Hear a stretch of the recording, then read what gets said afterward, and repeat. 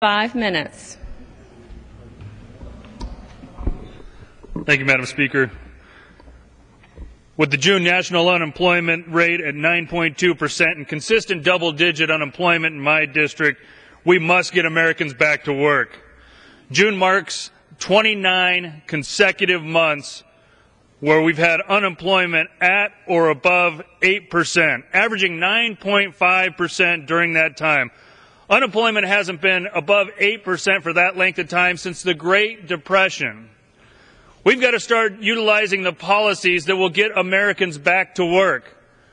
We need to make sure that we are reducing the regulations and having the economic policies that get Americans willing to take the risk to go out and borrow money to start a business, willing to take the risk to not only hire employees, but actually to make sure that they are willing to have that long-term employment, making sure that they've got the promise to that employee that they're going to be able to continue that job on.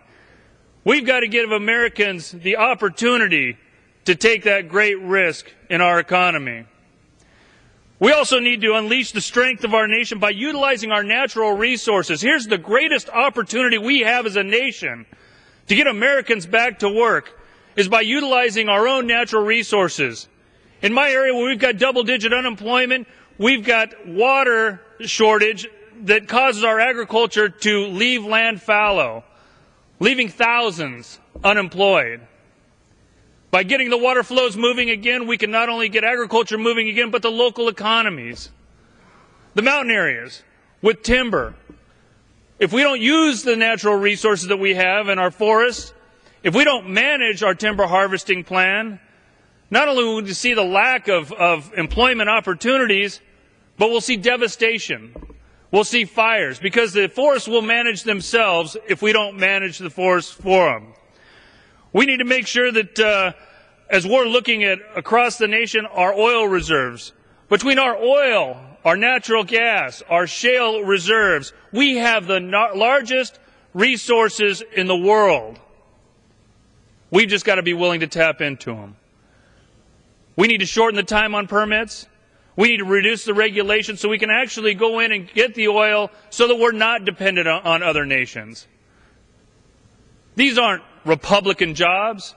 These aren't Democrat jobs. These are American jobs that we've got to be willing to go out, stand strong on cutting the regulation, on getting the right economic policies, getting the permits moving again so that we can actually utilize our natural gas, utilize our oil, utilize our oil shale so that we're not relying on other nations.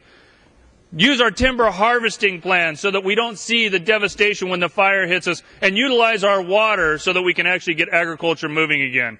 Ladies and gentlemen, we've got a job to do here in Congress. We've got to get the American jobs moving again. That's going to be utilizing our natural resources and getting Americans willing to take the risk on our economy, willing to invest, willing to borrow money to start a new business, and willing to go out there and promise a new employee not only that they'll have a job, but a long-term job.